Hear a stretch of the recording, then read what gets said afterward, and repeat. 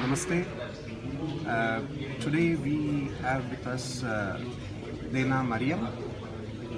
She's from the US, born as a Christian, but now a proud Hindu. And she's going to talk to us about her journey towards being Hindu. So over to you, Dena. Namaste. Well, actually, I was born into a secular Jewish family, and so was given no real religion. But as a child, I had a very strong spiritual yearning, and struggled with how to express this spiritual yearning. I felt a devotion to God, but I had no way of understanding who this divine consciousness was. And so I began reading, and as soon as I got to college,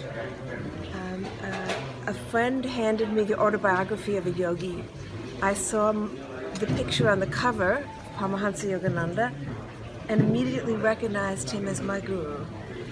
And in reading the book, I recognized that this was my spiritual path. And so I began learning techniques of meditation and practicing meditation, and then began to rediscover the whole wealth of Vedic knowledge.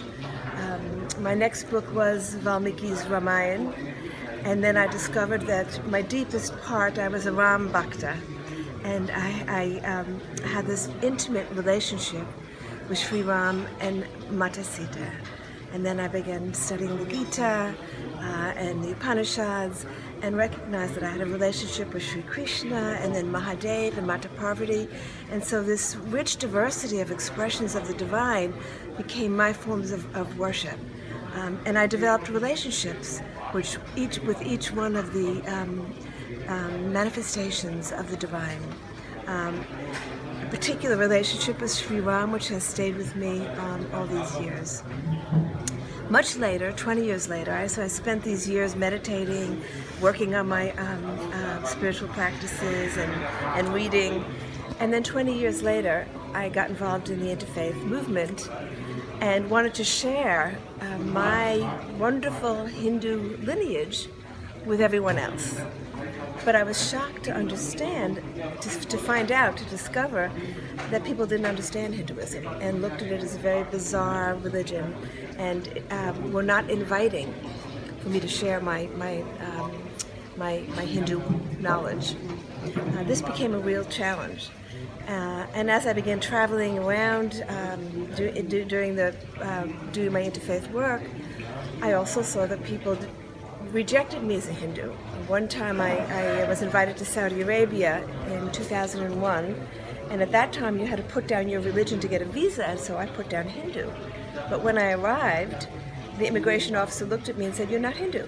I said, "But I am Hindu." And this went back and forth. They almost didn't let me in the country until my male colleague, who was Indian, intervened and said, yes, she is truly Hindu, and they let me into the country. I had this experience many times where people looked at me and said, "You're not Hindu." And so I began to think about this. What is this perception of Hinduism in the outside world, that they're not accepting that this is my faith? So I realized that there was an urgent need to help people understand Hinduism, and this still exists. Although some progress has been made, and I'm now accepted as a Hindu, and I say I am. The recent Parliament of World Religions, there was, which just took place in November, there was a lot of Hindu bashing, because there's an attempt in the West, because Hinduism is now spreading among non-Indians, there is an attempt in the West to define Hinduism as a political movement, and to not see it as one of the great religious traditions of the world. And I see that this is now growing because many of the religious institutions, instead of having Hindu studies, they'll have studies of Southeast Asian religions. And even though they'll have chairs in every other religion, they won't have a Hindu chair. So this is something that I've decided to really focus on. As Hindus, we tend to be passive and not react. So many of my Hindu friends who came back from the parliament were so upset by what they experienced. And so I said to them, we have to write about this. We can't just let it pass. Write to the organizers. Say this is not the mission of the parliament, which is to enhance knowledge of all the religious traditions and to celebrate the religious traditions.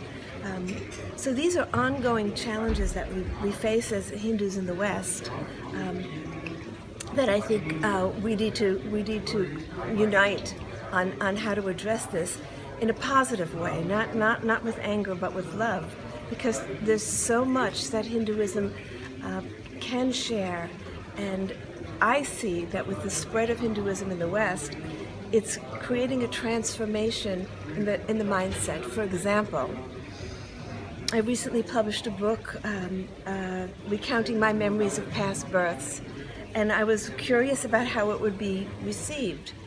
Well, so many people in America have written to me about how moved they were by their book and how it's helped them reflect on their own memories.